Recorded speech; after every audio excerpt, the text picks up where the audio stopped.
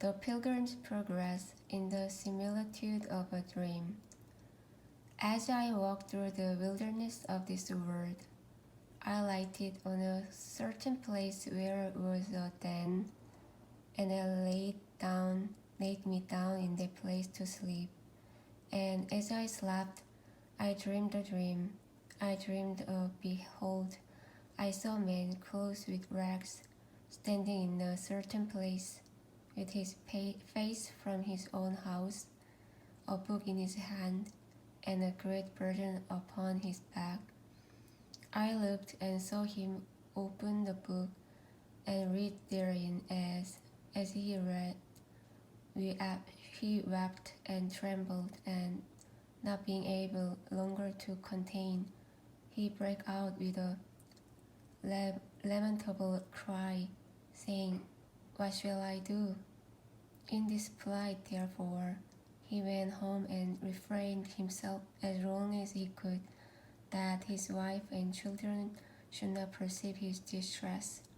But he could not be silent long, because that his trouble increased. Wherefore at length he brake his mind to his wife and children, and thus he began to talk to them. "O my dear wife," said he, "and you the children of my bowels, I, your dear friend, am in my undone by reason of burden that lays hard upon me.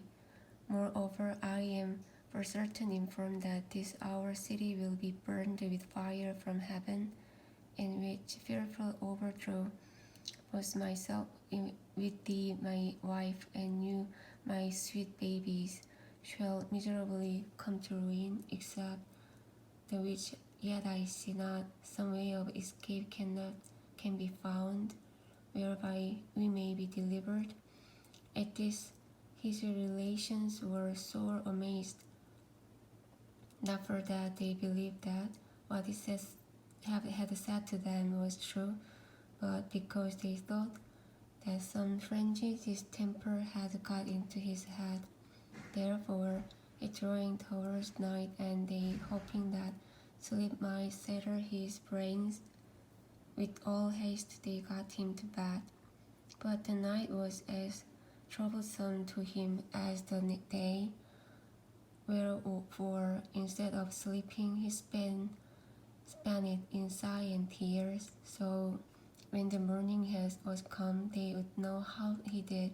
He told them worse and worse. He also set to talking to them again, but they began to be hardened.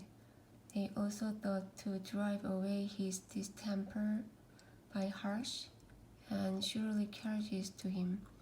Sometimes they would deride, sometimes they would chide, and sometimes they would quite neglect him. Wherefore he began to retire himself to his chamber, to pray and pray for and pity them, and also to console his own misery.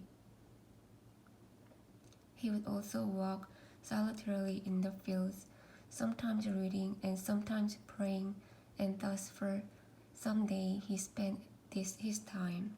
Now I saw upon a time when he was walking in the fields, that he was as he was wont, reading in his book, and greatly distressed in his mind. And as he read, he burst out, as he had done before, crying, "What shall I do to be saved?" I saw also that he looked this way and that way, as if he would run, yet he stood still, because as if I perceived he could not tell which way to go. I looked then, and saw a man named Evangelist coming to him, and asked, "Wherefore dost thou cry?" He answered, "Sir, I perceive by the book in my hand that I am condemned to die, and after that to come to judgment. And I find that I am not willing to do the first, nor able to do the second." Christian no sooner leaves the world but meets Evangelist, who lovingly him greets with tidings of another, and thus show him how to mount to that from his below.